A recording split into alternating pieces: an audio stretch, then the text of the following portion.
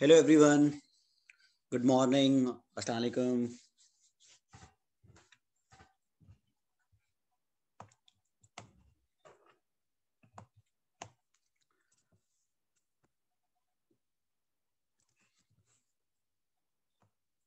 In today's session, we will discuss two questions.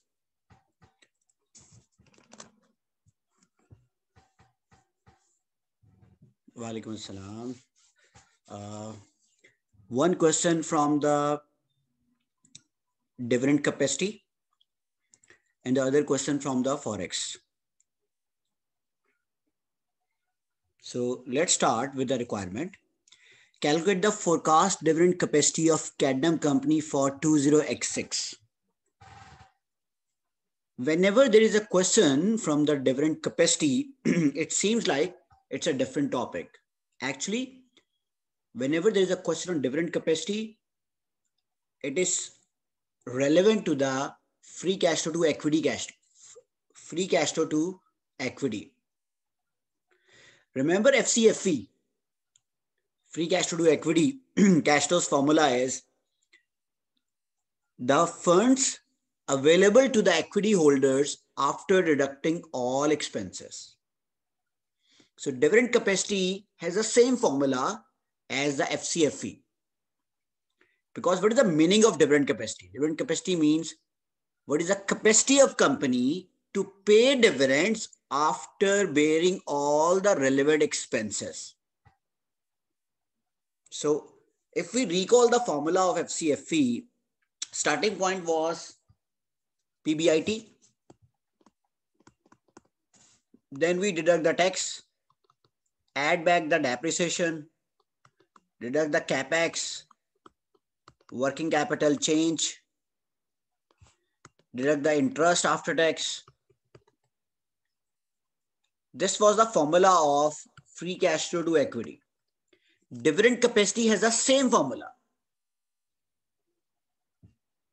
In few questions, you can add dividend income from subsidiaries. Dividend income from your subsidiaries minus any additional tax. So dividend capacity is not a new topic. It is actually a new topic, but it has the same calculation of FCFE. So you only have to recall the FCFE formula. The calculation of FCFE and the dividend capacity is same. In dividend capacity, a new thing is you can add the dividend income from the other subsidiaries. This is normally not tested in merger and acquisition, but this point can be tested in the dividend capacity part. Next is B part is discuss the viability and the financial impact of Cadnam Company seeking to maintain its current dividend policy, supporting your answer with relevant calculation. 12 marks. Third, discuss the governance and ethical issues associated with Cadnam Company dividend and directors remuneration policies. Okay, let's read the scenario. Cadnam Company is a large company in the sport service sector. Cadnam Company most recent annual report for the year ended 31st December 2005 acknowledged challenges for the company, including financing the major investment program required to meet its clients' increasing expectation. Company also faced upward pressure on the employment cost, fueled by a fair wage campaign, which adversely compared wage rises in the sports service sector with the increase in dividends and directors' remuneration and a consequent government inquiry into the low pay in the sector. So this is the ethical issue. Company is also facing upward pressure on the employment cost, fueled by a fair wage campaign. So fair wage campaign is running against your company, and the people are supporting their argument with saying that company is increasing the dividend, company is increasing the director remuneration, but company is not paying the fair wage to all the other employees. and consequent government inquiry, and there is a government inquiry into your whole sector.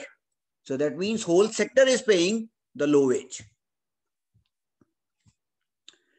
Cadnam Company board, however, was confident that the company would be able to renew a number of large contracts which were coming up for a review.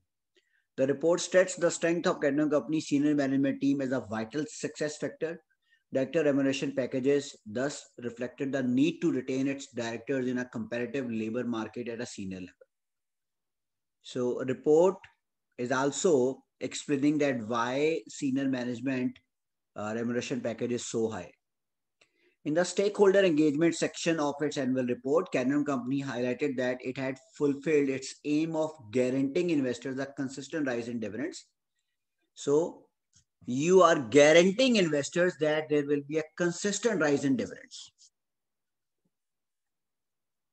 Its board was confident that Cadnam Company would be able to maintain the recent rate of dividend increase. So what if you fail to increase this level?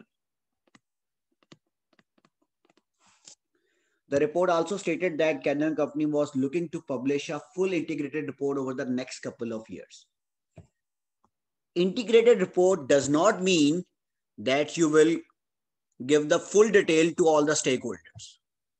The basic purpose of integrated report is to fulfill your duties to all the stakeholders. Integrated report does not mean that you combine the financial statement with the environmental report, with the other social responsibility report types. No, integrated report means you have to fulfill your responsibility towards shareholders, towards employees, towards public, towards all the other stakeholders, including supplier and customers. Next is dividend policy. At Cadnam Company last annual general meeting, there was no question about the level of profits, dividends, or directors' remuneration. However, a recent investment analyst report on the sports service sector highlighted Cadnam Company as a company which might have problems in the next few years. The report suggested that Cadnam Company investment and the dividend policy could not both be maintained. What company is doing? Company is continuously investing and continuously paying dividends. At the same time, you are investing in new projects, and at the same time, you are distributing the dividends. So that analyst is saying you can't do these two combinedly every year. It highlighted one of the Cadnam Company principal competitors, Homesley, as a company whose policies it believed would sustain long-term growth. So analyst report is praising the Homesley compared to your company. It highlighted director remuneration as an area where Homesley policies were more likely to encourage long-term value creation and share price increases than Cadnam Company policies. Cadnam Company board is currently considering the comments made by the investment analyst and also assessing what the dividend for 20X should be. So this is the data of Cadnam Company and the Homesley Company. Profit after tax is given. Dividends are given. Investment in addition, assets are given. Share price are given. Gearing level is given. Average gearing in the sports service sector since 20X1 has been stable at around 34. There have been no changes in the issued share capital of the Cadnam Company. Okay, we can discuss about the gearing. Look, Cadnam Company gearing is continuously increasing. And it will increase further in the next year. Why? Because it was written in the first paragraph that company is facing issues in financing of the new project, including the financing of the major investment program. So what you will have to do, you will finance the new investment project with loan. And if you finance a new project with loan, gearing will increase. And Homesley Company gearing is almost stable near to 34 to 35%. And average sector gearing is also 34%. So Homesley gearing is near to the service sector average, but your gearing is now moving above the sector average.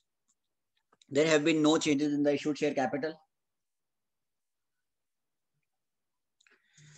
Okay, we also compare these two companies by calculating few ratios. Guys, can you name few ratios which we can use to compare these two companies? We have to assess the performance as well as the dividend structure of these two companies.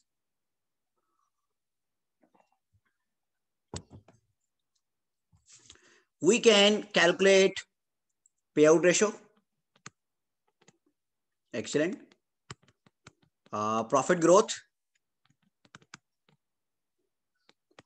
dividend growth, profit growth, dividend growth, and we can also make a new ratio, investment in asset compared to profit. That how much company is investing from the total profit.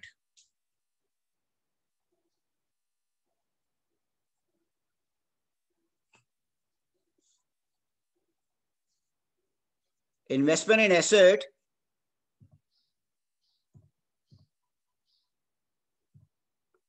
compared to total profit.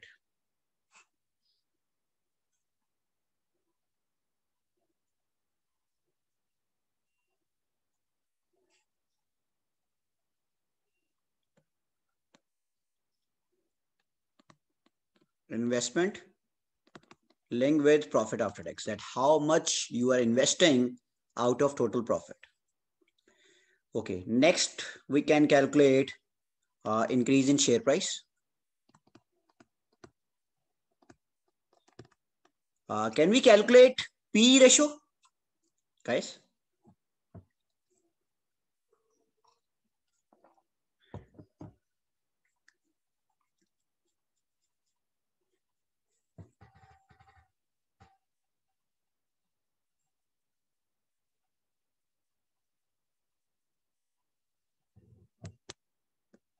Okay, how can we calculate the P ratio? We can't calculate the EPS. No P ratio. Because share prices are given on per share basis and profit is given on total basis. Number of shares are not given. Okay, next is there is a comparison of director remuneration. Average salary executive directors of both companies are same. Performance bonus in my company, in Cadnam company, is 25% of salary. In Homesley, it is 30% of the salary. So it is more focused on performance. In Cadnam company, there is a loyalty bonus, 10% of salary. In Homesley, there is no loyalty bonus. What is loyalty bonus? Anyone?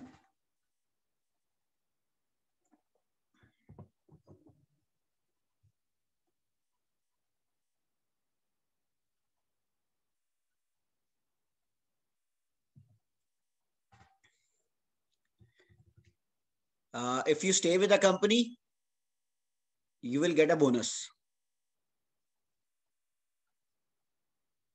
It is not linked with the performance, right? It is not linked with the performance. If you stay with the company, we will pay you bonus. Normally, it is based on number of years of service. Exactly. So Homesley company is performance based and its mode structure is non-performance based.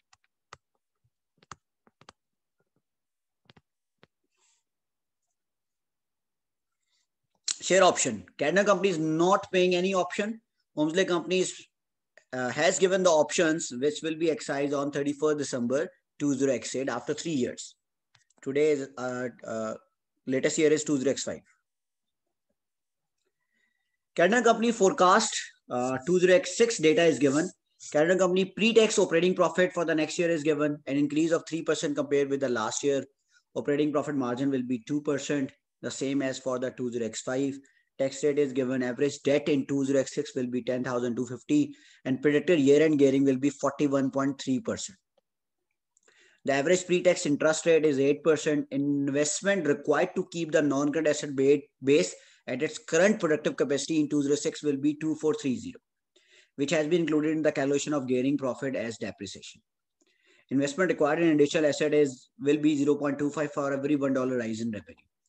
So you have to calculate the revenue of both year, the previous one and the current year.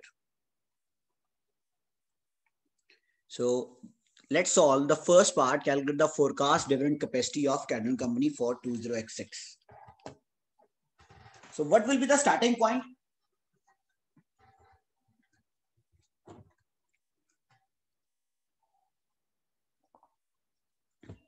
Profit. Please write the profit, less tax, less interest. Then you have to calculate the capex.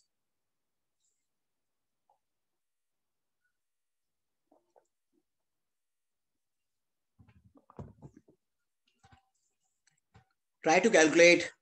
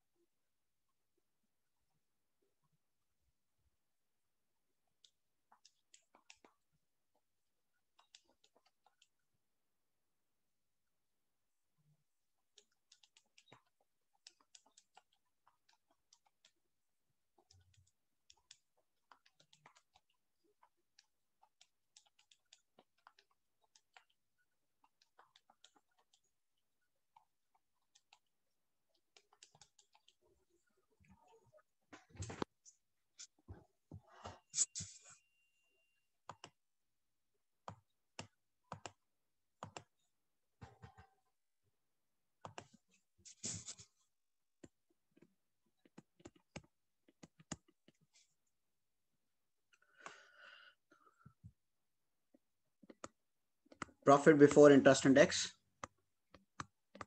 That is 2678 less interest. What is the loan amount? 10,250 into 8%.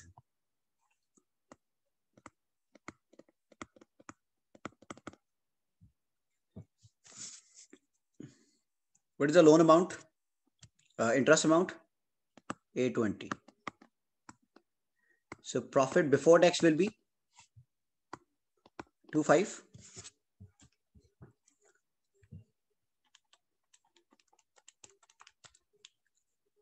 Sorry, it's not 25, it's 18. 2678 minus 820, 1858. Tax rate is, what is the tax rate? 30%.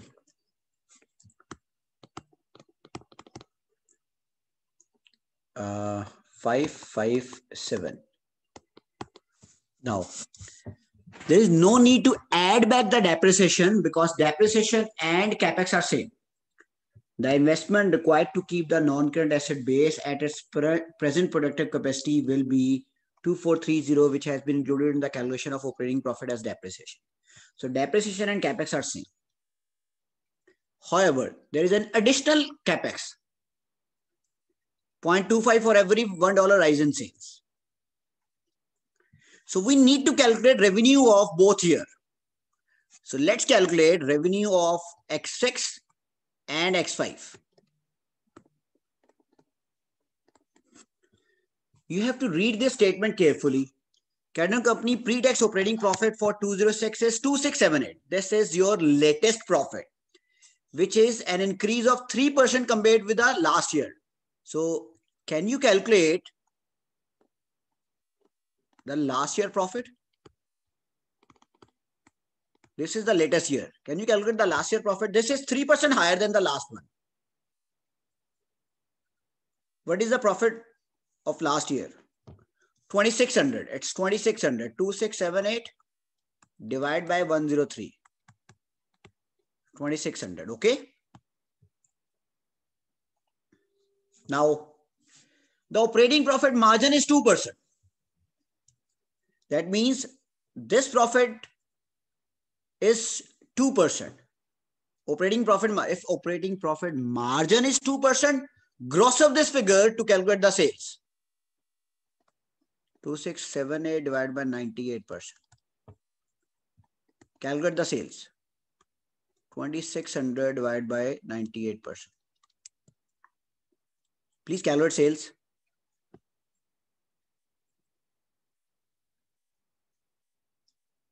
What will be the revenue of 20XX?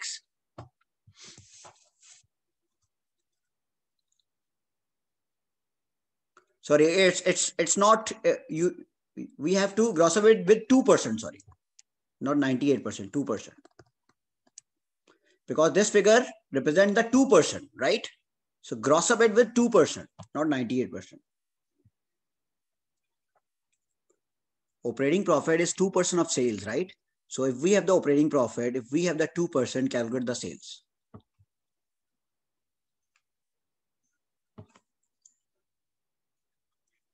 Please calculate sales of 20XX. 133,900. And the previous year? 130,000. Now calculate CapEx. CapEx is the difference between these two revenue. 125. 975. Okay. Any issue, guys?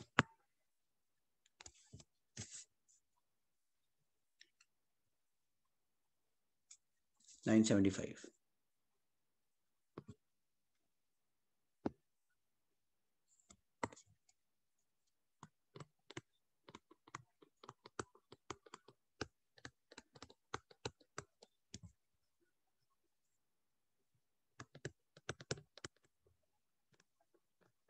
Please calculate dividend capacity.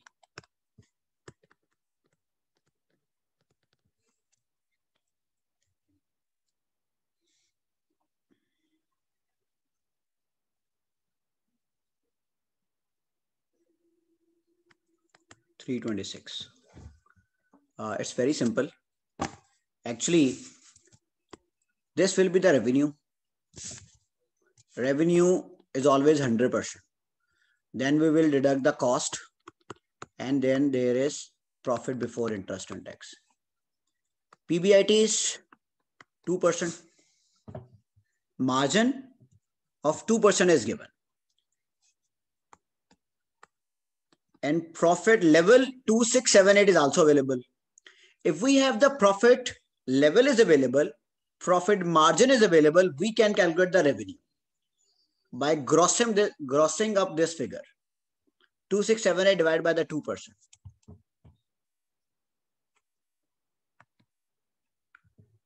Okay. So this will be the revenue of 20XX. Same calculation you will do for the revenue of 20X5. Then you will take the difference of these two revenues and calculate its 25%.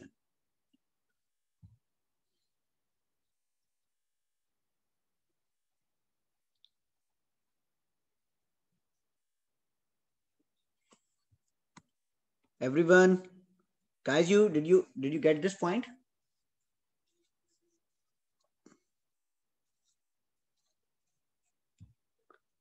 I'm moving to the next point.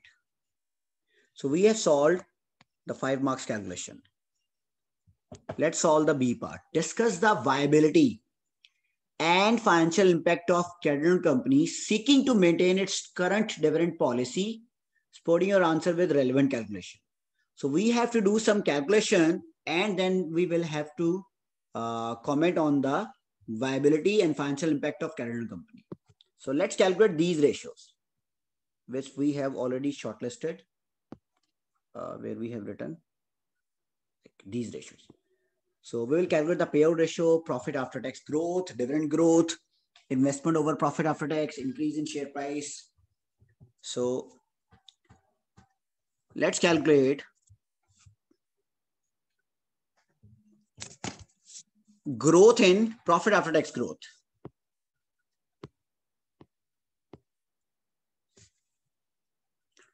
So this will be the Cadnam company.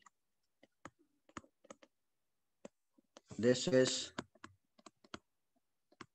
Holmesley. And data of 4 years are given, right? 20x2.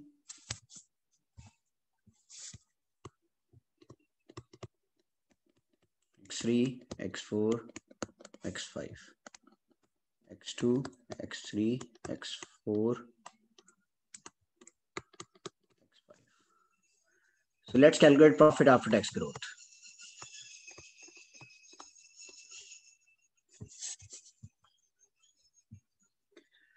Please calculate the change of profits.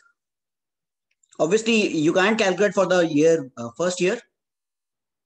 Take the difference of these two and divide with the base year. Take the difference of these two, divide with the base year.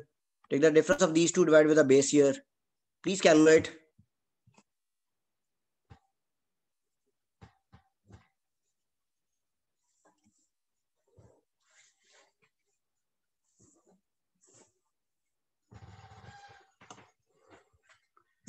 One four nine zero divided by 1380. 1490 minus 1380 divided by 1380. It's 7.9, 8%. 8%.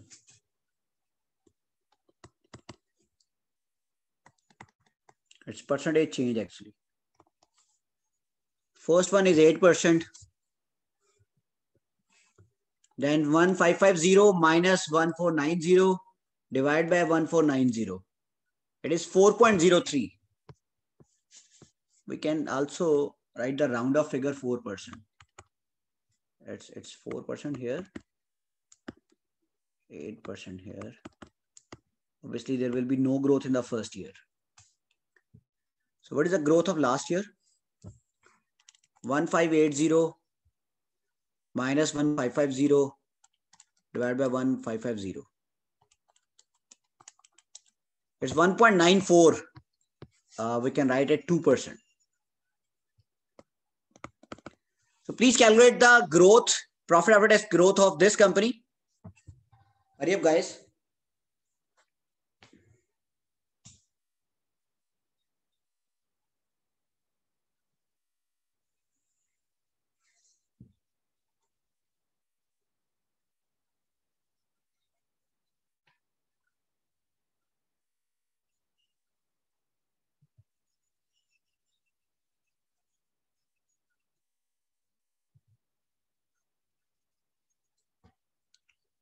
Yes, we can also calculate the average growth of total years. Overall growth.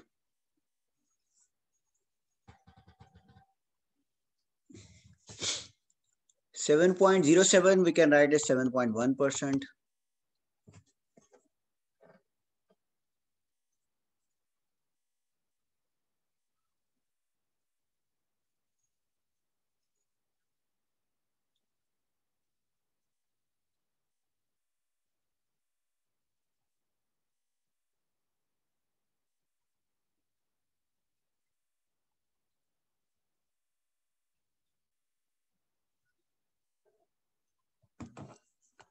Second one is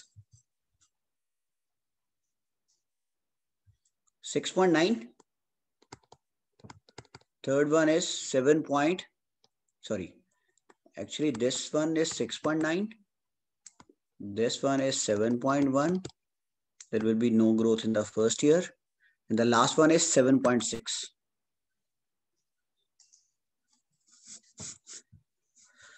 Okay, we can also calculate the overall growth by dividing the latest data with the earliest data and taking its 1 power of 1 over n. Now calculate the dividend growth.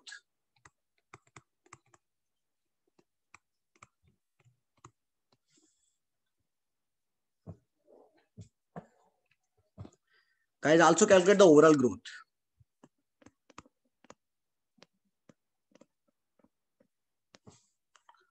Overall growth.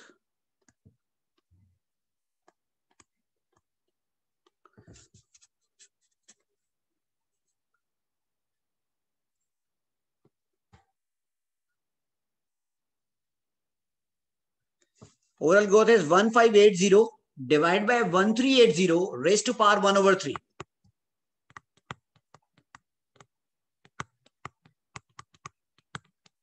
Please calculate this.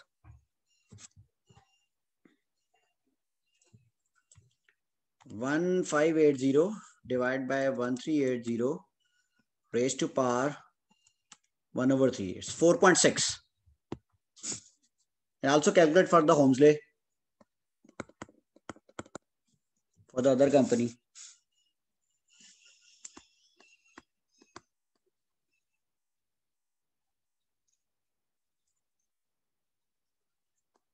Okay, 7.2. Now calculate different growth. Different growth.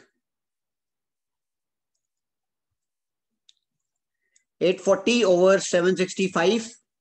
840 minus 765 divided by 765. Please calculate.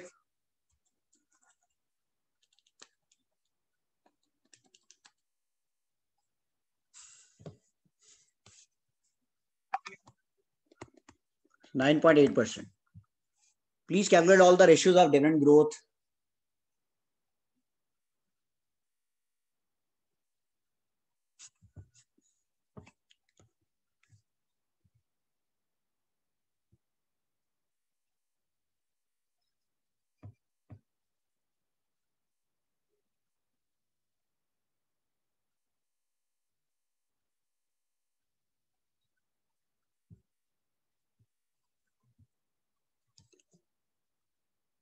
Please calculate the first one is 9.8, second one is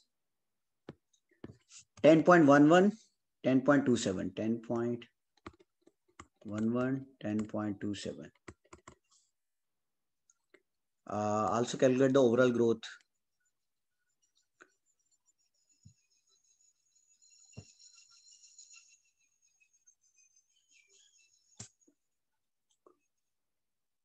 Please calculate the Holmesley different growth. Guys, hurry up.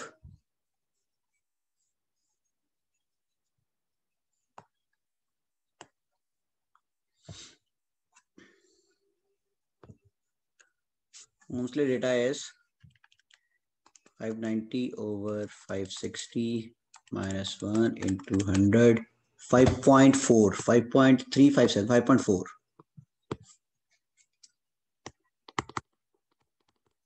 5.4. And second one is 621 over 590 minus 1, 5.3.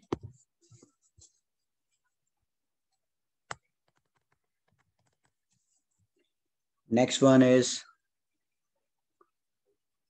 what's the next one? Same? 5.3. So its overall will also be similar to 5.3.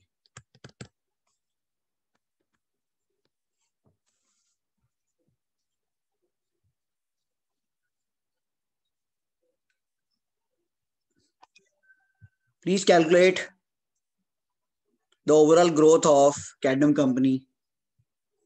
10.05.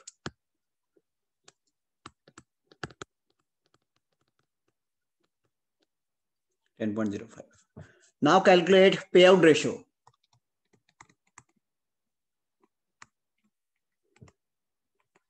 Dividend payout. And that is dividend divided by profit. Dividend divided by profit. 765 over 1380. 55.43%.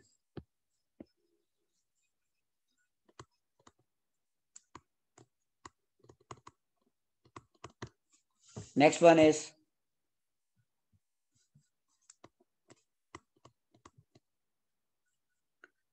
56%, 60%, 65%. What about the other company?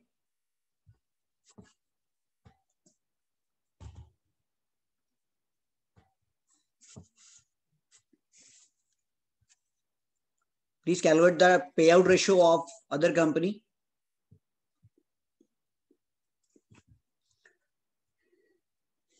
38% approximately.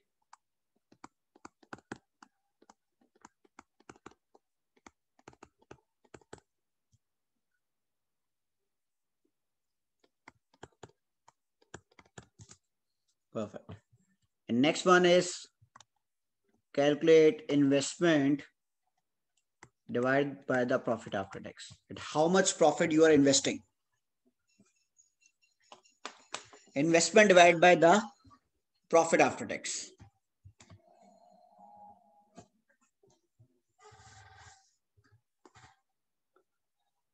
Investment divided by the profit after tax. This is the investment and this is the profit. Investment divided by the profit after tax.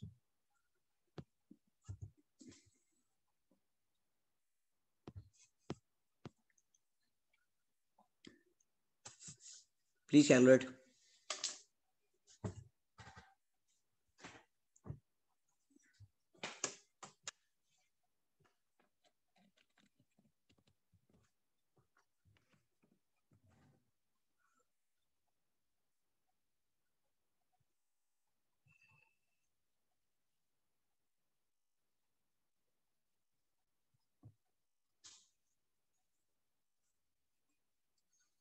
Uh, 20%, 21%, 38%, 55%. This is 40%, 39, 39, 38%. Perfect. Now calculate the increase in share price. Last, increase in share price. Calculate the percentage change in share price.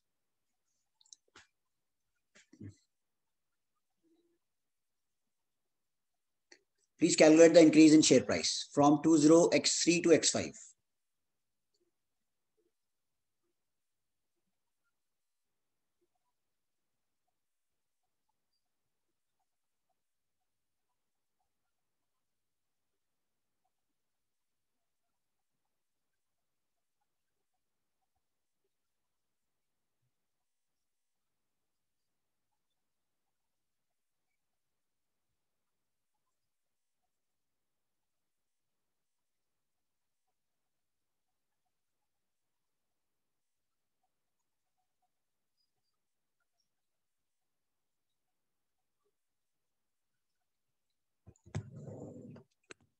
Anyone calculate percentage increase in share price? Shares this one for the Cadem company, right?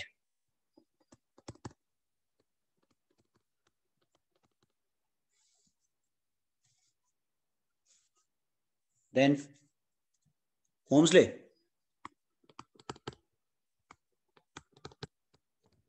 But Sokal, are you telling me the growth of Cadnam?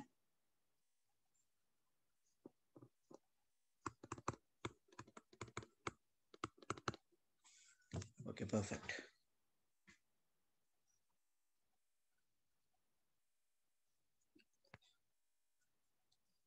Guys, we have completed all the ratios in detail. Now, let's learn that what we are going to comment. First of all, compare the profit after tax growth of two companies. Holmesley company growth is stable and that company is continuously increasing its profit almost at 7%.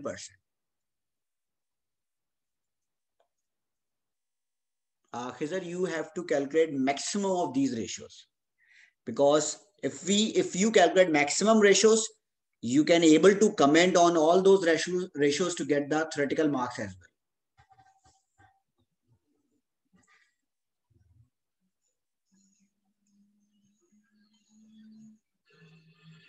Now, by doing the analysis of these ratios, there will be a clear-cut scenario that which company is better. So let's start with the profit after tax growth. Holmesley profit is continuously increasing with almost 7% growth.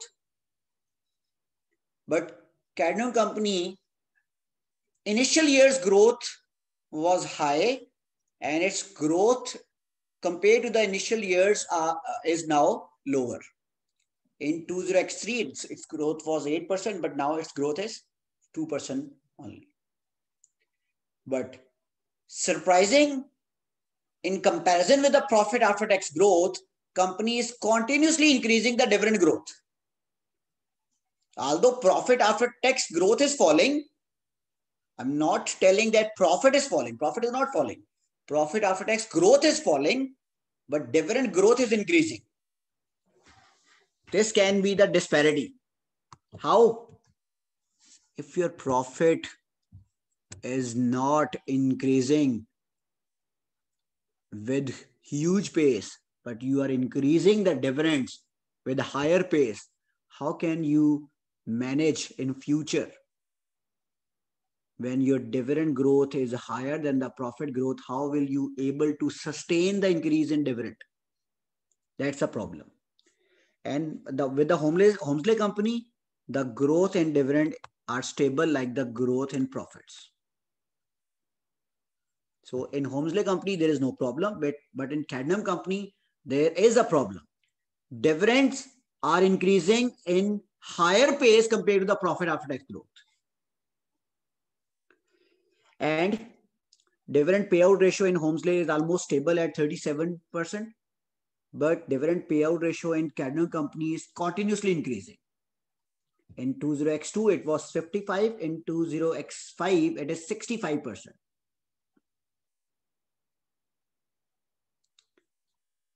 No, Khizr, investment is not decreasing. Investment is almost stable. The difference between 40 and 38% is marginal. We can say that Homesley company has a stable profit after tax growth, stable dividend growth, stable payout ratio, stable investment in the additional assets. Cadnam company, initially Cadnam company was not investing in additional assets.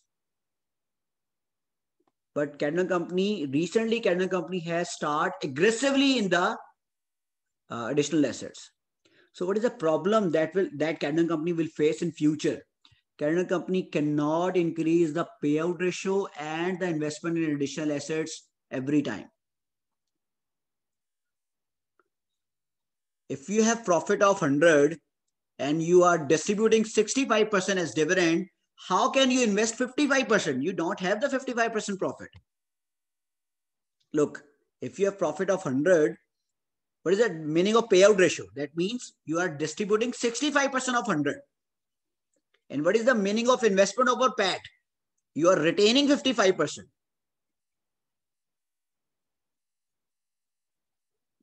So what is the problem here? Your earnings are not enough. Your earnings are not that enough to pay out 65% and to retain 55%. That's the problem which Cadnam company will face. So what Cadnam company will have to do? Cadnam company will have to borrow funds in order to support that much investment. And what is the issue with the borrowing? Cadnam company borrowing is already above the sector average. So Cadnam company has become a riskier company compared to the sector. So it will become more risky. And that is quite evident from the increase in share price. Homesley share price is continuously increasing, but your share price growth is decreasing. Your share price is not decreasing. Share price growth is decreasing.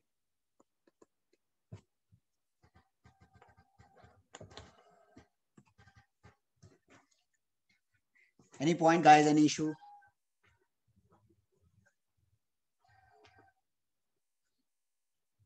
And they are starting a new capital project. How will they finance the new project? Obviously from the borrowing.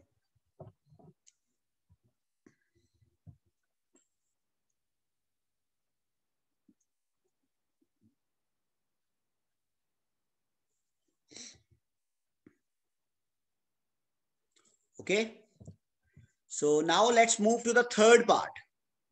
We will read the answer, but let's discuss the third part. Discuss the governance and ethical issues associated with Cadnam company dividend and directors remuneration. Guys, did you find any issue with the dividends? Leave the director remuneration. Did you find any issue with the dividend policy?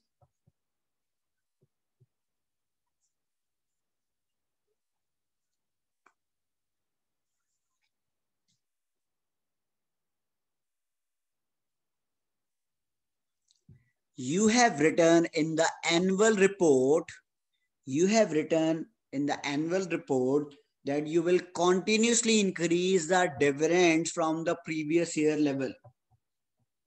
And you were able to do that in previous few years. But it is evident from the analysis what we have done in part 2 that company will not be able to sustain that increase in dividend level.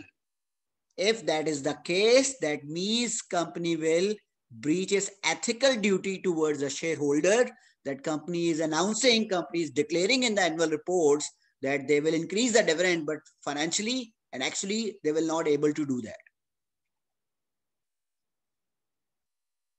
Auditor should also find this disparity. False claim, yes, that's the audit issue. That's the ethical issue. And then other point, you are fulfilling the duty towards the shareholder only. You are increasing the dividends level to the shareholders only, but you are paying low wage to your other employees. However, we can say that this is the problem with the whole sector. Maybe whole sector pay level is low, or maybe expectation from this sector from the public is very high.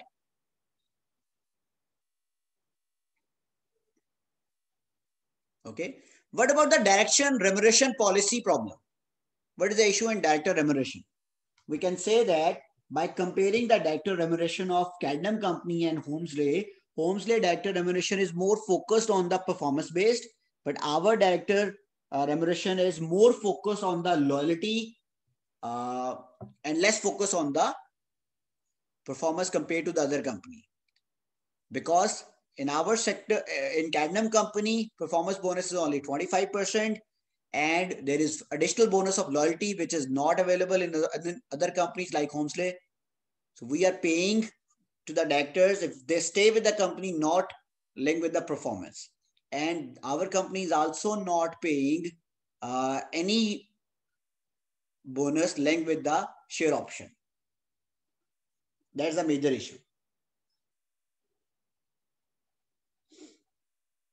So we can say that Holmesley company remunerations are more based on long-term objective. Share option means long-term objective, because you can able to exercise, because options will be exercised in 20 exit after 3 years. So Holmesley pay structure is based on long-term commitment, long-term reward, but our company has no director remuneration linked with the long-term base. So our pay structure is based on short-term, and Holmesley pay structure is based on the long-term profitability of the company. So that's the points which you will compare in director remuneration. Okay, guys.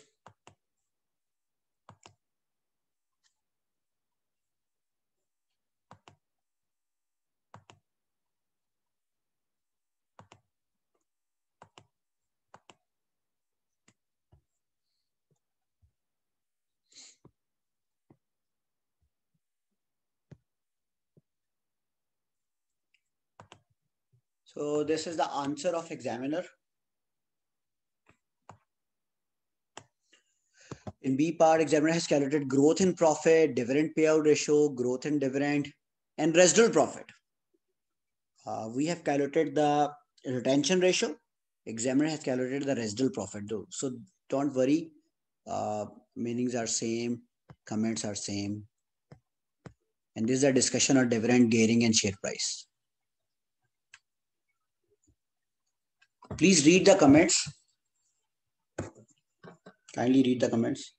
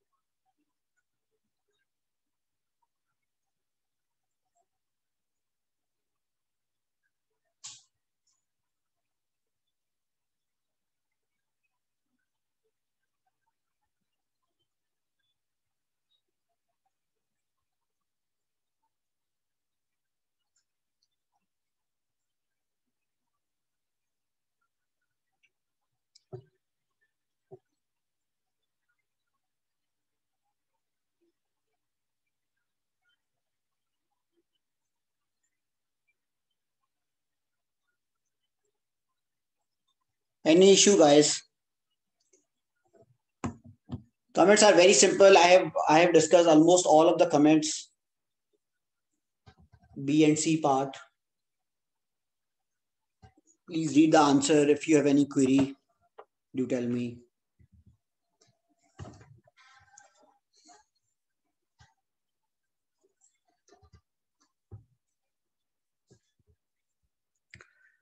This is the C part answer. First discussion on the dividend policy and second on the director remuneration. One possible question is whether the statement in the annual report fairly reflects the likely future dividend policy of Cadnam. Report gives the impression that current dividend policy will be sustained, where the figure suggests that this may not be the case. If the policy proves not to be sustainable, it would suggest a failure either of integrity or due care. The director may be questioned by the auditors about whether this statement is true or fair. There is also the question of balancing the interests of different stakeholders. To some degree, criticism of rise in dividends and director remuneration level versus increase in employee salary levels could be said to be a matter of opinion.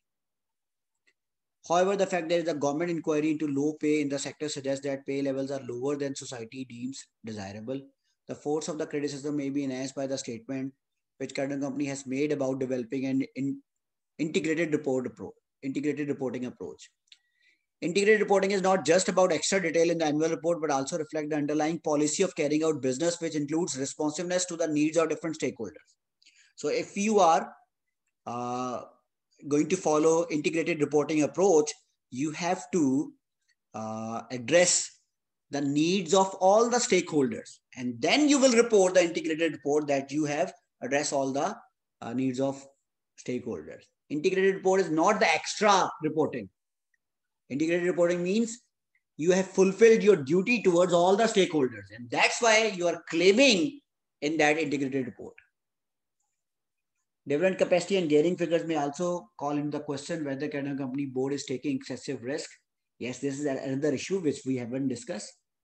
Company is, it seems like company is taking extra risk. Why? Company is doing the extraordinary investment, plus company is distributing maximum of its dividend by taking loan. Does paying out increasing dividend in future mean that company is likely to have inadequate resources to sustain its business and may be jeopardizing the interest of lenders and employees as well as stakeholders? So what company is doing? Company is investing in the new project. This is not a problem, but company is distributing maximum of its dividend. So if you're distributing the maximum of your dividends, you are satisfying the shareholders. But how will you finance the rise in assets? Obviously by borrowing. So that means you are building your business on the expense of lenders and by paying low wages to the employees on the expense of employees. Certainly, there appears to be doubt about maintenance of future income level with the number of contracts coming up for renewal and terms specially being tightened by clients. So maybe if you're unable to renew the number of contracts, your company will be in financial trouble. So the next and the last paragraph suggests that company is taking excessive risk. Guys, usually examiner answers covers all the aspects. Examiner answer cover all the possible solution points. In exam, it is quite impossible to write the solution from every aspect. So try to read the answers, try to make a sense while reading the answer, which will help you in your exam. So I will suggest that whenever you solve any theoretical question, try to write the bullet points while doing the practice of questions, that what should be the answer, then read the answer and then write that answer in your own words. Like if we are solving this question, right? So after today's class, try to write the Cadnam Company theoretical answers in your words. Then try to match your answer with the examiner's answer. Today is 20th Feb and your paper is probably on 5th of March. What is the exam date, guys? Your paper is on 5th March, and you have like uh, full 10 days available for the preparation of this paper. I'm skipping 2 to 3 days of the just before the exam date. So if you have 10 days, try to solve at least 2 questions per day with full. Try to solve at least 2 questions on per day basis, in which you will write the theoretical parts of the full question. If you are able to write 2 questions, two theoretical parts question of every question on per day basis, next day you will be able to write 20 questions in total with theory.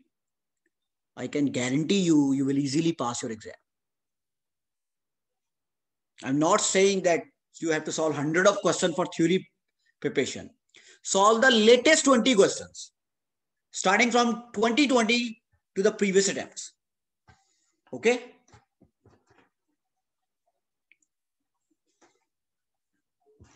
And start solving with the first question of this Cadnam company.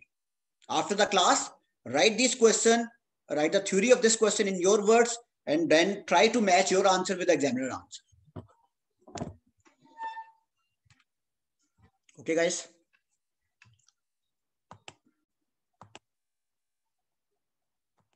Any issue, any problem?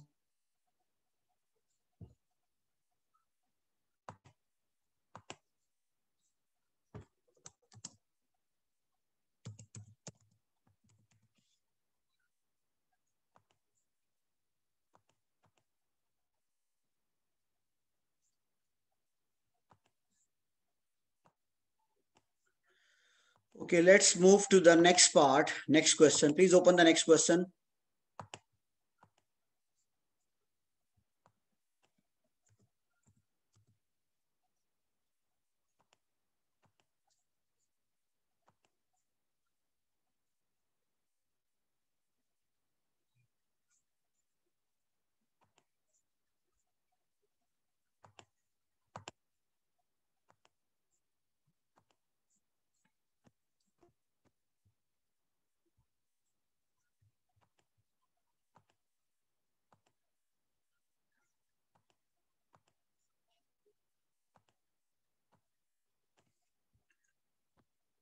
Please open the next question and start reading the answer. Start reading the question.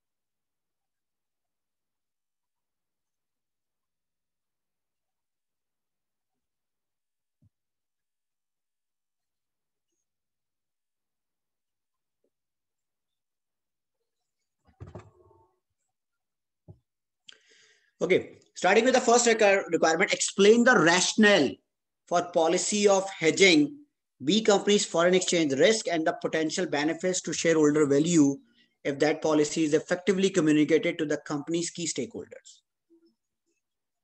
So we have to explain the rationale for policy of hedging foreign exchange risk and the potential benefits to the shareholder value if that policy is effectively communicated to the company's key stakeholder. So we will read the scenario.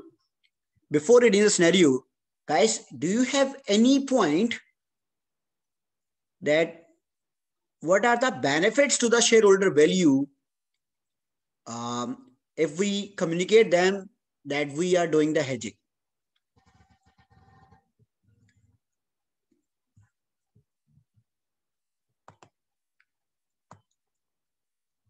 What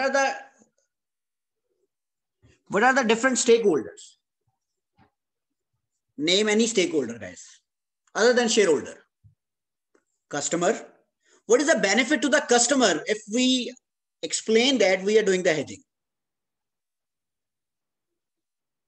Let's start with the customer and the supplier.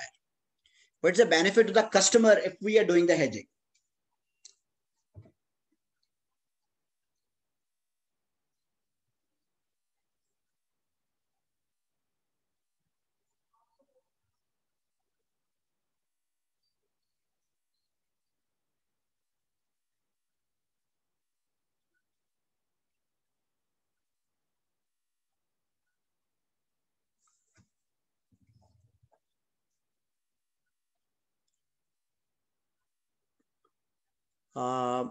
Hedging means we will reduce the risk, we will reduce the volatility and the fluctuation of the business.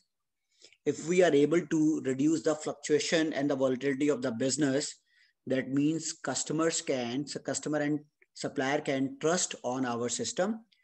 They knew in advance that our system is stable and they can trust on our system. And if our system is stable, that means we can provide them with the quality products at stable and affordable prices. Same is the case with supplier. If we are able to manage all the risk using hedging, they can trust on our system. They knew that company can able to pay all their payables obviously on time. And what about the employees? If you are working in a company that is vulnerable to the risk, obviously you will try to shift from that company, and no intellectual employee will join your company. But if your company has a stable risk management system and you have communicated that system to all the stakeholders, that means your employees have a trust on the company and you can retain the high intellectual employees. Obviously, it will create the job security. FH is asking that how it assures the quality. Look, if company is not stable, if company is facing internal issue, how you will save the cost? By reducing the quality of products. So if you have a stable system, you will give the quality products to the customers. Okay. Okay, then we will discuss these points after reading the scenario. In B part, recommend a hedging strategy for the B company foreign currency receipt in 6 months' time. Based on the hedging choices the finance director is considering, support your recommendation with the appropriate discussion and calculation. Calculate and explain the impact of the open future position on B company US dollar cash flows based on the settlement prices provided. Okay, let's read the scenario. Company is based in the Eurozone and manufactures components for agriculture machinery. Company is financed by the combination of debt and equity, having obtained a listing 5 years ago. In addition to the founder's equity stake, shareholder consists of pension funds and other institutional investors. So there is one issue here. if your majority owners are institutional shareholders, that means they have already diversified their risk away. So now there is no need for the company to reduce the risk because they have already diversified their risk. You will also have to discuss that point. And I think we have discussed that point in yesterday or day before yesterday lecture. Until recently, sales have been generated exclusively within the Eurozone area, but the directors are keen to expand and have identified North America as a key export market. Company recently completed its first sale to the customer base in US, although payment will not be received for another 6 months. At a recent board meeting, company finance director argued that expansion into a foreign market creates a need for formal hedging policy and that shareholder value would be enhanced if this policy was communicated to the company other stakeholders. However, company CEO disagreed with the finance director on the following grounds. First, existing shareholders are already well diversified and would therefore not benefit from the additional risk reduction hedging strategy. That's the one point. Second, there is no obvious benefit to shareholders' value by communicating the hedging policy to other stakeholders such as debt provider, employee, customer, and suppliers. You have been asked to provide a rationale for finance director comments in advance of the board meeting. So guys, you have to discuss the discuss the first point. Please read the first point. Do you have any point for the discussion?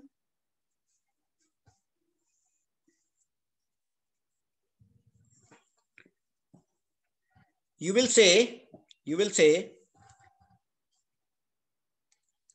existing shareholders are already well diversified and would therefore no benefit from the additional risk reduction hedging strategy.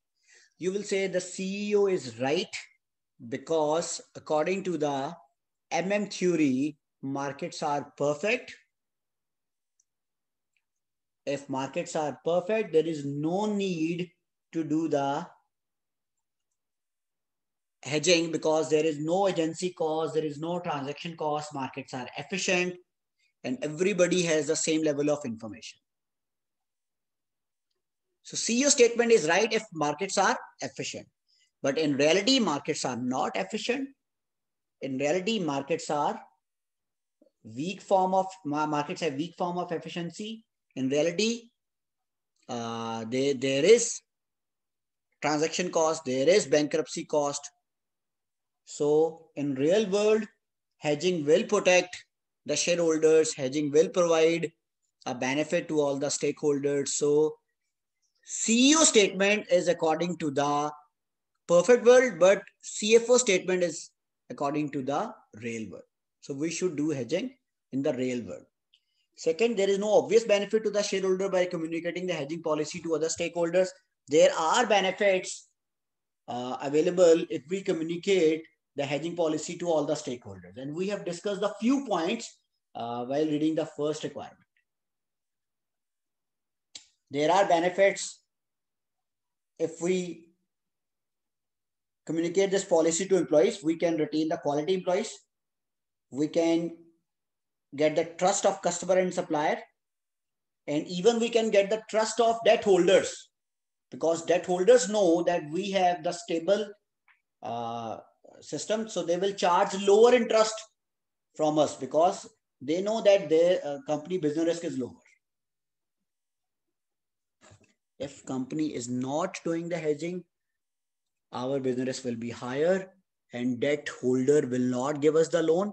And if they provide the loan, they will provide at higher rate. Okay.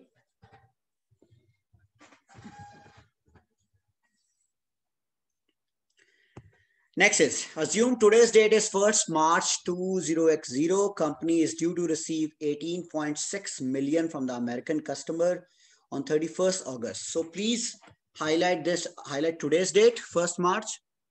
We are going to receive 18.6 million on 31st August. Finance director is keen to minimize the company exposure to foreign exchange risk and has identified the forward, future, and option. So this is forward is given euro over dollar. And currency future is given dollar over euro.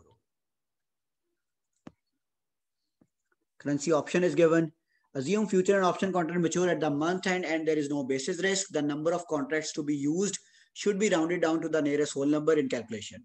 If the full amount cannot be hedged using exact number of future option, the balance is hedged using the forward contract. Once the position is open, euro future contract outlined above will be marked to market on a daily basis. Terms of the contract require B company to deposit initial margin of $3,500 per contract with the clearinghouse. Assume the maintenance margin is equivalent to the initial margin. Text size on the contract is 0.0001. Your manager is concerned about the impact of an open future position on company cash flow and has asked you to calculate and explain the impact of following hypothetical changes in the closing future settlement price in the first 3 days of the contract. So let's solve the B part with the forward, future, and option. Let's solve part B, forward contract. Foreign currency amount.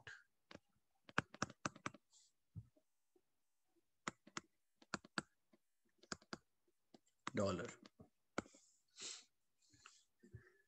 So what will be the forward rate? Multiply with the lower rate.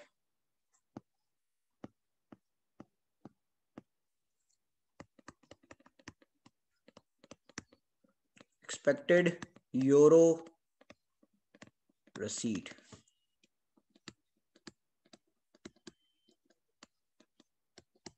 €0.8729 over dollar.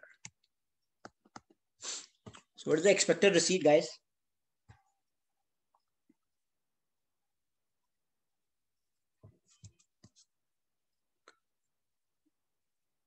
Euro, right?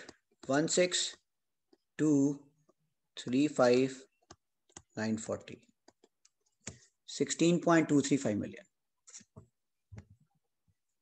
Bilal, there is no need to do the inverse of forward rate. We can directly solve in this way.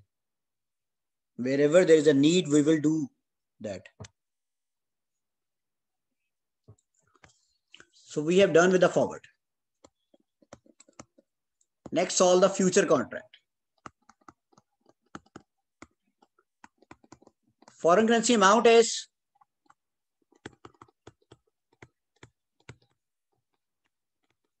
so what is the normally number one step of future? Identify, are you going to buy or sell future? So let's identify. Contract size is in euros. You are receiving dollars. That means you will sell the dollars. What about euros? You will buy euro future. You will buy euro futures. So calculate number of contracts. Okay. Which option you will choose? You are receiving funds on August. So you will buy the September future. And what is the price of September? 1.1422, right? It's dollar over euro. Number of contracts. 18600,000 over 200,000 euro. But obviously we have to convert this using. Please tell me the exact figure.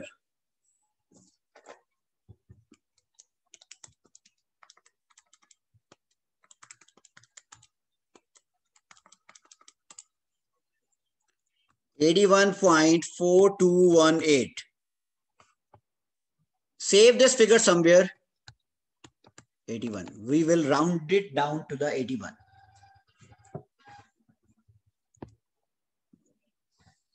$81 contracts. So under hedge amount is 0.42 contracts. Under hedge amount is 0.42 contracts. Okay. So calculate the lock-in rate.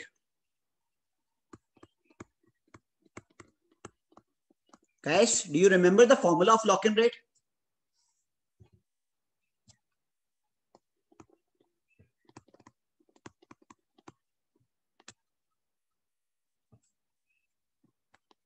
Opening future minus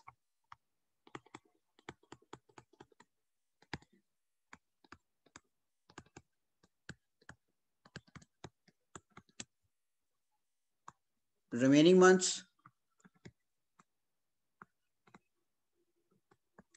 divided by total months.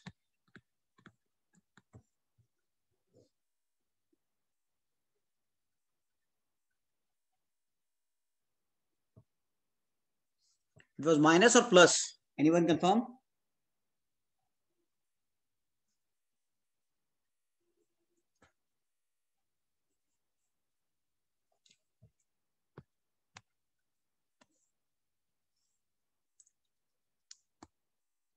Lock-in rate.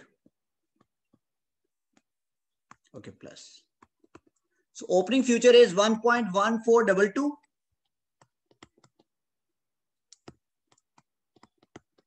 Dollar over euro.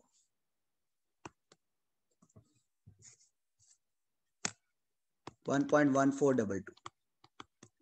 Dollar over euro. What is the current spot, guys? What is the current spot? Current spot is given euro over dollars. Please convert the current spot into dollar over euros, because the future rate is in dollar over euro. So we have to convert the current spot into dollar over euros as well. So 0.8 divided by 0.8707, 1 divided by 0.808707. Take the inverse of these two.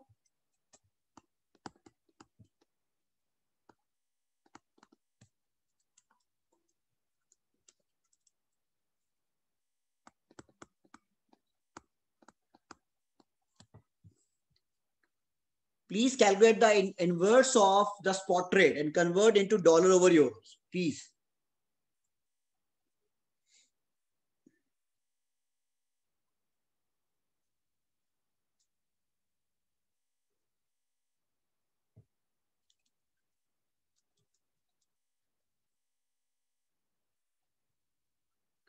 So this is correct, right?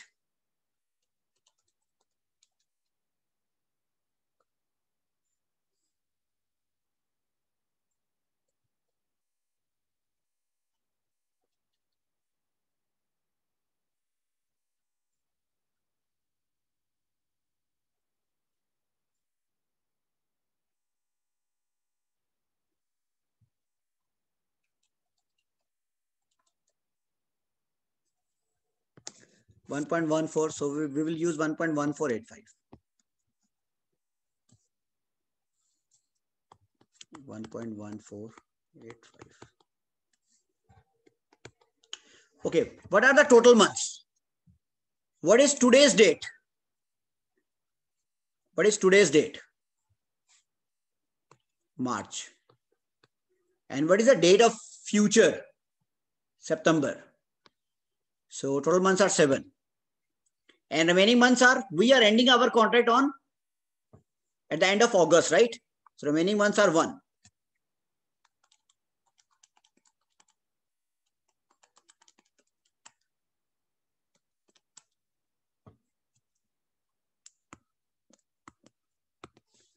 Please calculate the lock-in rate.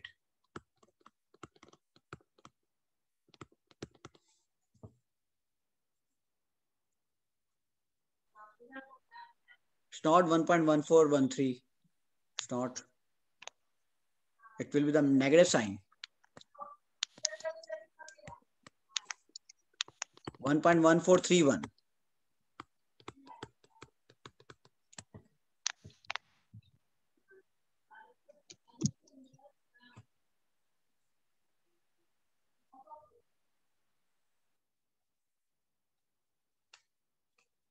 So lock-in rate is 1.1431.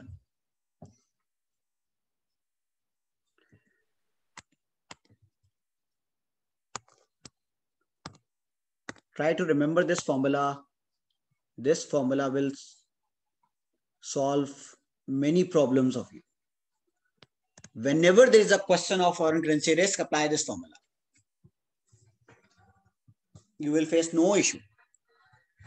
So lock-in rate is 1.1431. Calculate the expected receipt. You have bought 81 contracts. Expected receipt. You have bought 81 contracts, and one contract is of 200,000 euro. So how many euros you will get?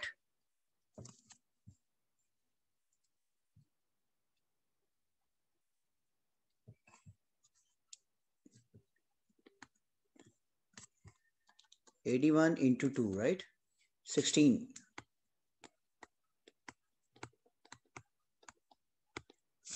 So you will get 16.2 million euros at this lock-in rate.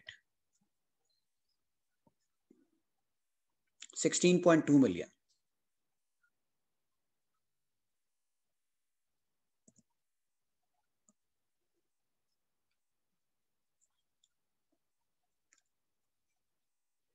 Okay. But you haven't hedged this number of contract. Remember, we have done the under hedging. So calculate the under hedge amount. 0.4218 into the contract size 200,000 euro at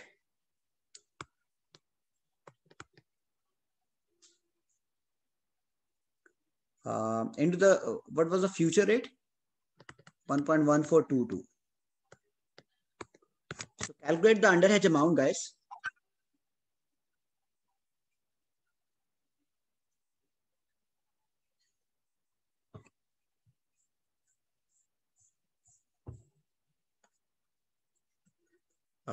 Just wait a second. 200,000 into 0.4218, 84,360.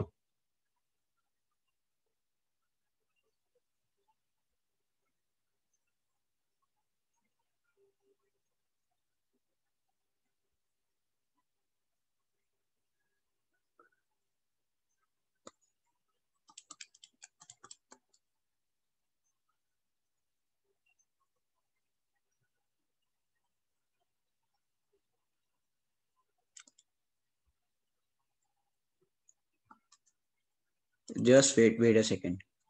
Let me calculate the exact figure. Then I will explain. 1.1422 over 200,000.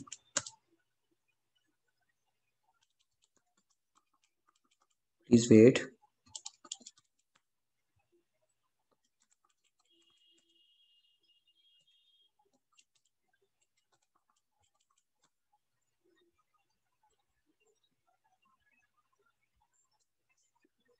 $84,363.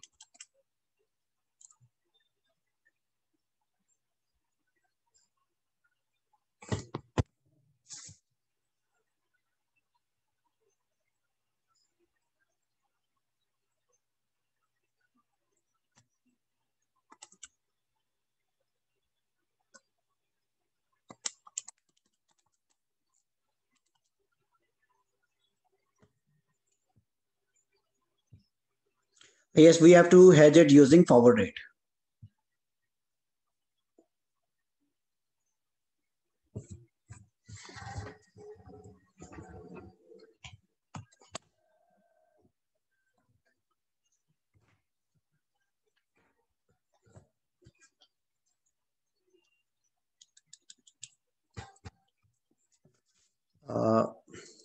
Let's calculate in another way.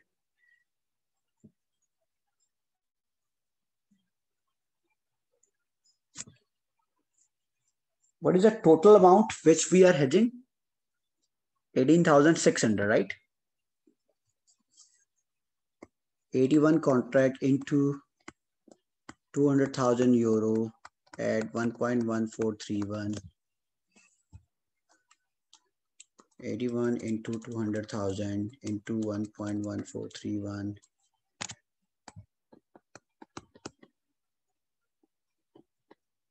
We are hedging 81,518,220. What was the total amount? 18,000, 18.6 million. So amount, unhedged amount is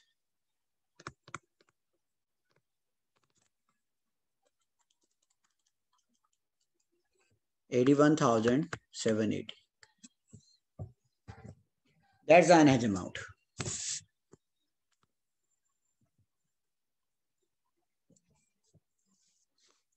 So sell unhedged amount at forward.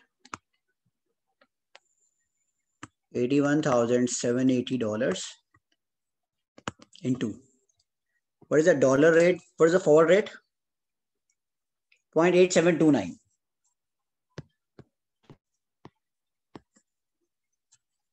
0.8729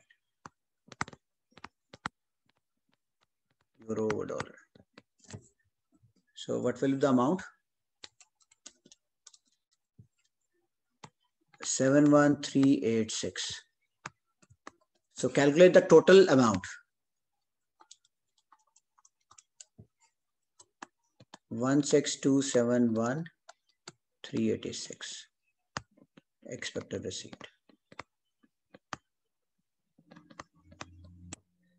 So the assumption we take on under overhead is exempt from this calculation.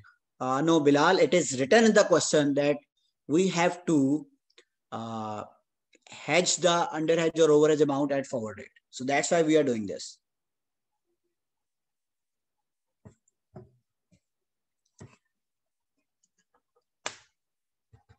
Guys, please see the calculation, look into the calculation. If you have any query, please ask.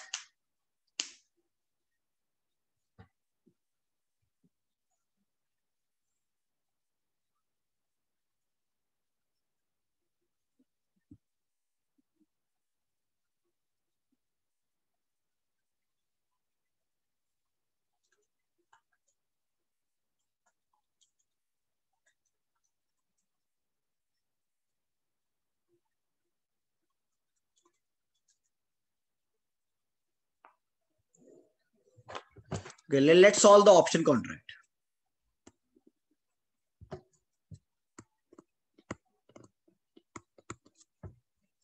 Let's solve the option contract. Foreign currency amount is okay.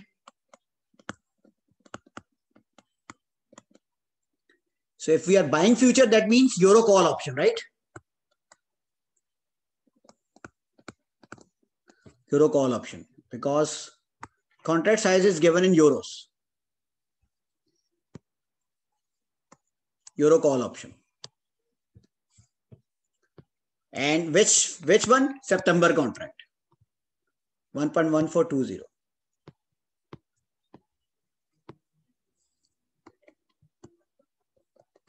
Exercise price 1.1420 dollar over euro. Contracts are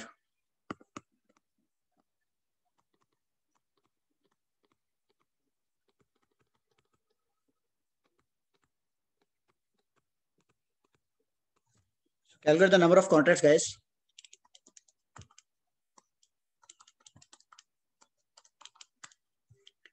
$81.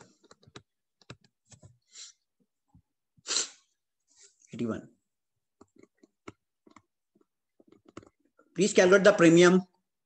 Number of contracts are 81. Contract size is 200,000 euro. And the premium was 0.77 cents over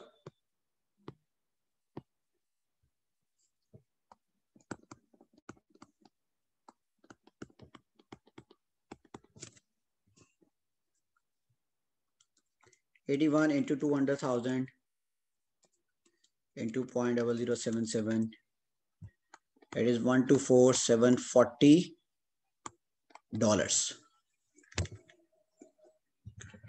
Convert this using the current spot.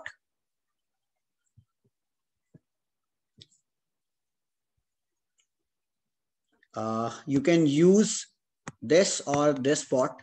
It's up to you. If we are multiplying, we have to calculate 0.8711.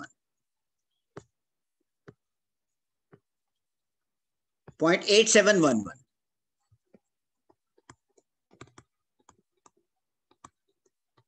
Euro over dollar. Please confirm the premium.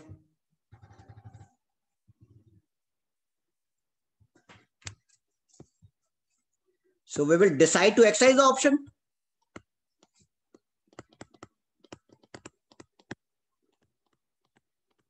How much we will receive? Always calculate answer in the home currency. Always calculate answer in the home currency.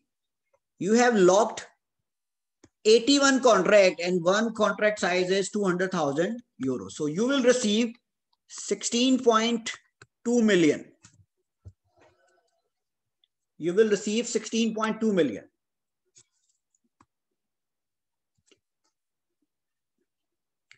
If you are receiving 16.2 million,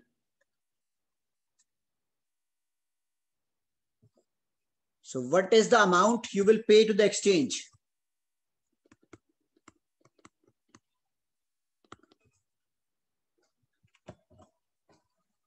Sogal, there is no link with the lock-in rate. But whenever closing spot is not given, we will always assume that we will exercise the option. And in 99.99% cases of the past exam paper, closing spot is never given. So we will always assume that we will exercise the option.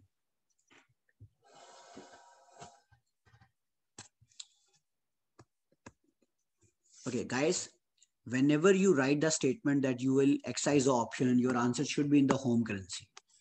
And in order to calculate the under hedge or over hedge amount, your answer should be in the foreign currency. So how much you will pay to the exchange?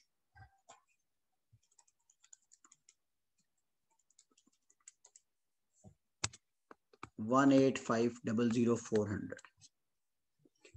And you are receiving the amount. Actual receipts are 186,000,000. So under hedge amount is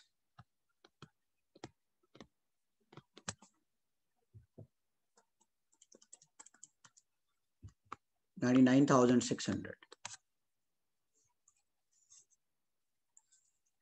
Sell excess amount.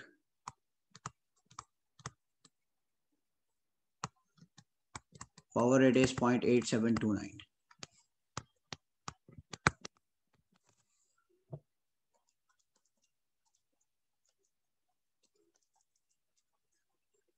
It is 6,941.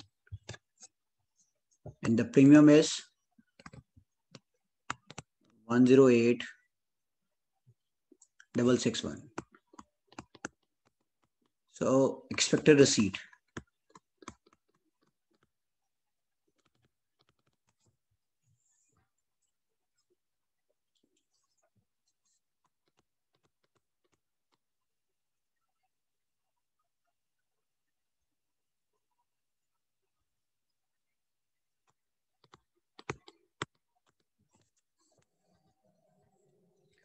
That is the total expected receipt you will receive.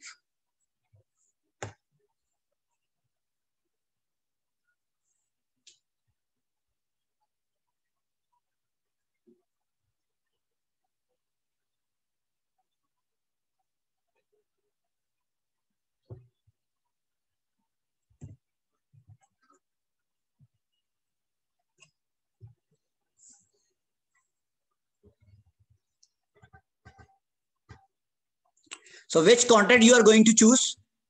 In option, you are receiving 16.17 million. In future, you are receiving 16.27 million. And in forward, you are receiving 16.23 million. So which one is better? Forward. Forward is better. Yes, future is better. 16.27. Future is better.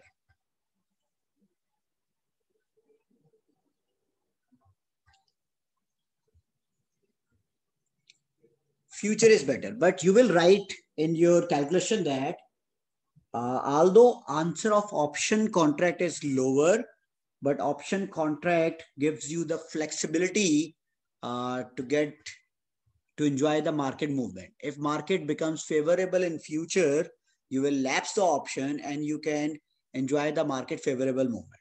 But in case of forward and future, you have locked your position and you cannot uh, enjoy the flexibility or the market movement.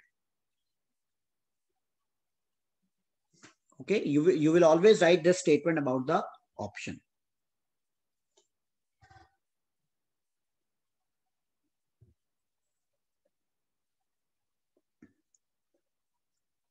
Guys, any question?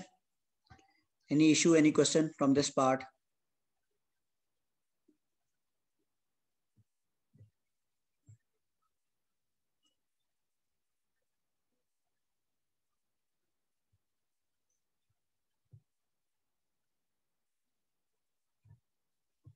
No one?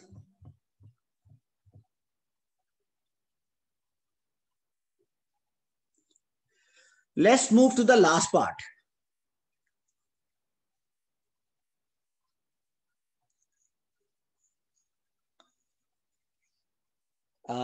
In CB exam, okay, let me help you.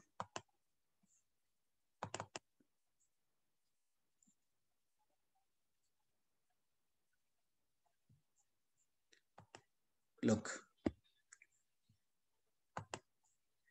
let's say exchange rate is dollar over euro.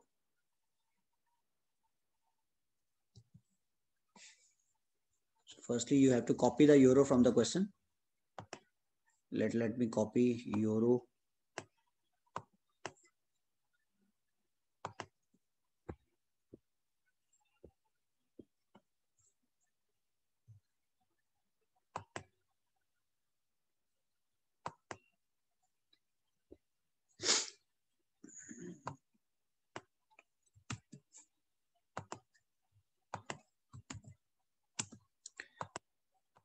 And you will write rate here 1.14. 1.1420. Write the symbol in another cell and write the exchange rate in next cell. It will help you to quickly solve the calculation. Otherwise, if you write in this way, 1.1420 dollar over euro, you can't use this cell for the multiplication or division.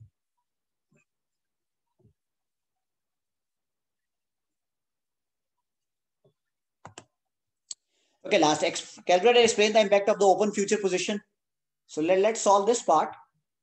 Margin information. Your initial margin is $3,500 per contract. Remember, you have locked 81 contracts. And the maintenance margin is equal to the 3,500 as well. Tick size is 0.0001. So let's calculate the initial margin level.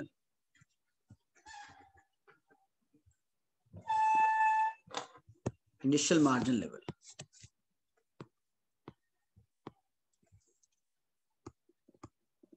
Part C. Initial margins. You have logged 81 contracts and margin of one contract is $3,500. So how much funds you have to deposit as initial margin? Please calculate.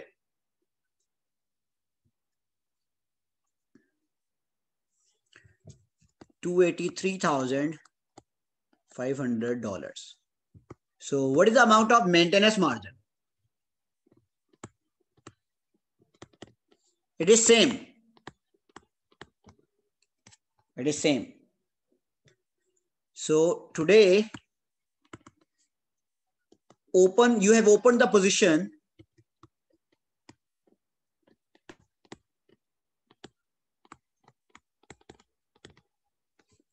Remember, you have bought the future at 1.1422, I think, if I correctly remember. You have started the position at 1.1422. Yes. So what will happen on the 1st March? Rate moves to 1.1410. You have bought the future at 1.1422, but rate moves to the 1.1410. Buy future 1.1422 and closing future, that means you will sell the future in order to calculate the gain loss 1.1410. Please tell me, are you at a gain or loss? Loss. 0.0012 into 81 contracts, and contract size is 200,000 euros. $19,440 loss. So your position is down from the maintenance margin. You have to submit this amount. You have to submit this amount again into the contract, again into the initial margin. So we can say that variation margin is, remember the variation margin, the amount you will deposit again, 9,440. This is the variation margin. And what about on the 2nd March, 1.148, 1418. 2nd March. Now your position has moved to 1.1410. You have already compared 1.1422 with 1.1410. Now next time or next day, you will compare the next day position with this. Buy future at 1.1410 and the next day future price is 1.1418. So gain or loss? Gain into 81 contracts into 200,000 euros. 12,960 gain.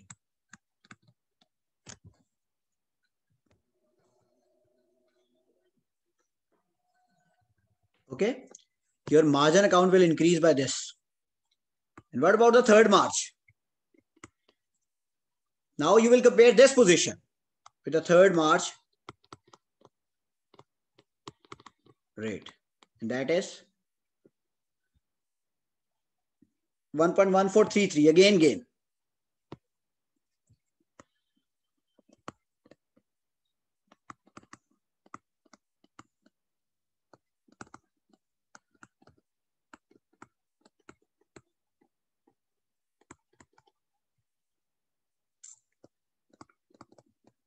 $24,300. It's dollar. Sorry, it's euro. But this is in dollars.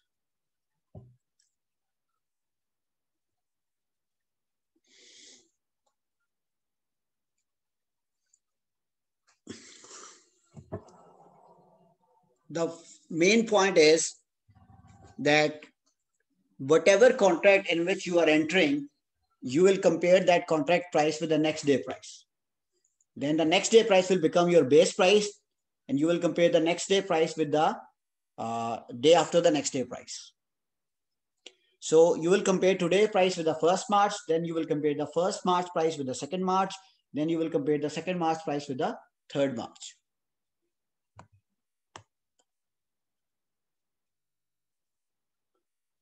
Shaz, you are right.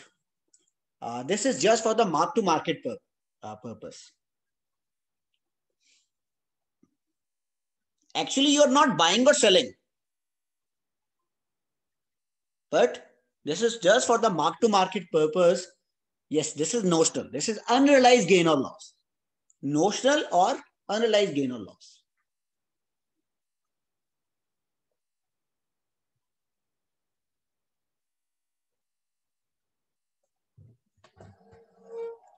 Okay, listen guys. Now I am explaining one very important point, that is, please read this statement. Assume future and option contracts at the month end and there is no basis risk.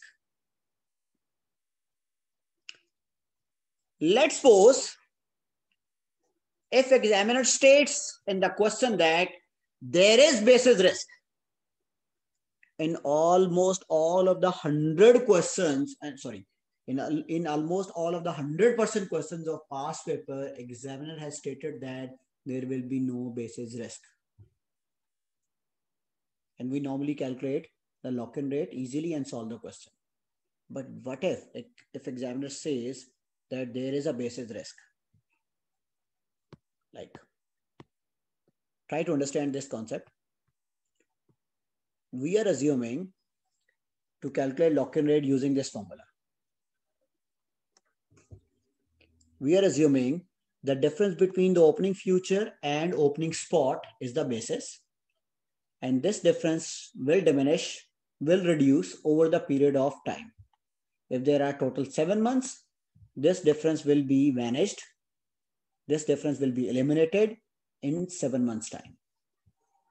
That is the core area. That was the main point which we have discussed in our study. Let's suppose if examiner says that in last month, still 40% bases are not eliminated. Still 40% bases are there. Your formula will be changed. We are assuming that the difference between these two will reduce over the period of time. And if last month is available, that means only 1 month difference is available. But what if examiner says that 40% bases are still available? Your lock-in rate formula will be different. No. Sokal, in Cashy company, basis risk was eliminated over the time. It is not like the Cashy company. In Cashy company, basis is told in the question, and there was 1 or 2 months remaining, and for the remaining months, basis was not eliminated. And that is the common sense. Here in our question, 1 month is remaining. So basis of 6 months has been eliminated, but for 1 month, it is still remaining. I'm not talking about the basis of remaining months. I'm talking about that overall 40% of the basis has not been eliminated. Overall.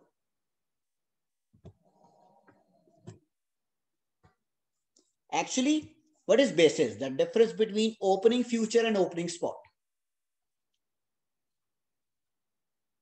And how you will explain the basis? We will explain that the difference between current spot and the opening future is basis.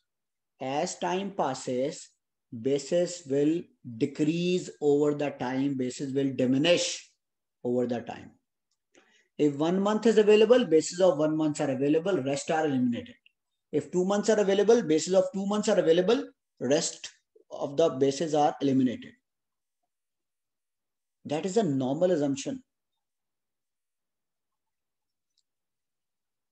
But if in the question examiner told that in August, 40% bases are still available, you will have to alter the formula. What is that? And that is future rate minus future rate minus current spot. 40% bases are still available. Calculate the 40% basis.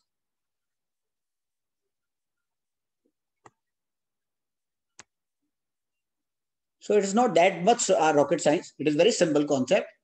So 40% bases are not eliminated. Eliminate the future from the future contract and calculate the lock-in rate.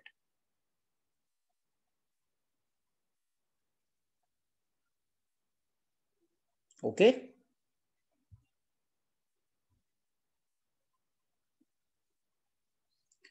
That's the point examiner has discussed in the recent article.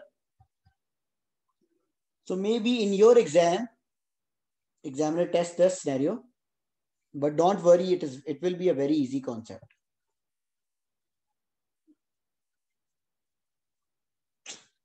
We are assuming that basis will diminish over time, and maybe examiner states that basis has not been diminishing over time at the end of last month or at maturity, still some bases are available. So calculate that basis which are still not removed and adjust from the opening future and calculate the lock-in rate.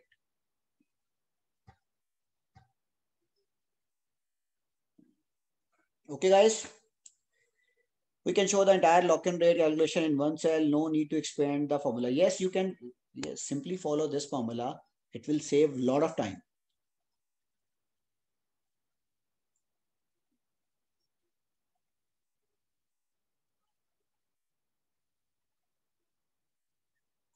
Do you know examiner actually follows the shortcut? Examiner follows more shortcut than us. So then why we are not following the shortcuts?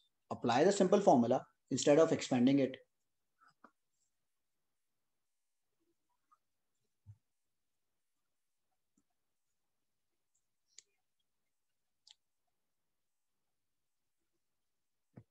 What will be the lock-in rate?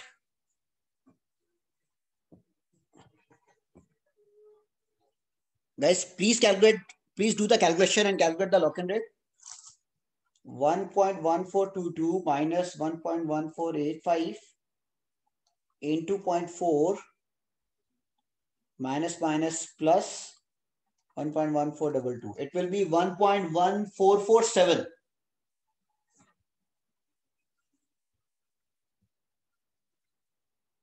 Okay.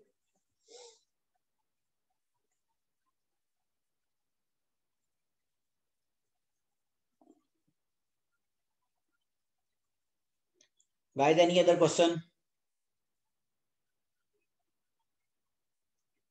It is a request to solve the theoretical answers as well.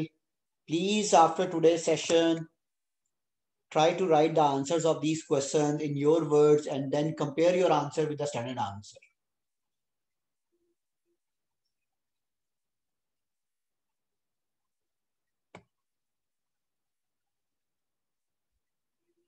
If you don't have any question, then let's wind up the session. Thank you so much, everyone, and see you at 9 a.m. Pakistan time tomorrow.